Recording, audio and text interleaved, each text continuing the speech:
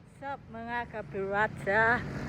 So ngayon ako nga po pala ay lakad muna dahil nag-jogging din po pala ako at na-westing din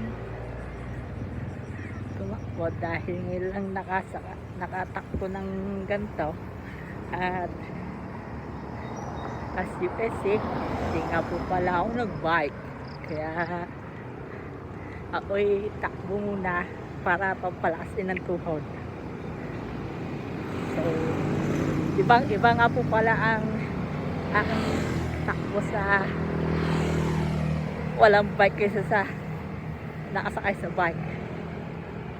So, ang bike po pala, pag ako nakasakay ng bike, hindi ako masyadong hirap. Pero nung nag-try na ako ng tumakbo, ay siya sadyang hirap dahil hindi nga po talaga sanay ang aking paa.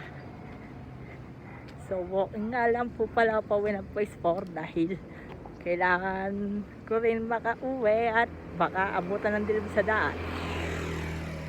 So shout nga po pala kay Siomay at sa kanyang kasama at ang sarap din po pala ng mga mabibili doon ng kagaya ng dumpling gyoza, shark fin siomai, tsaka yung chicken, tsaka pork, tsaka Japanese.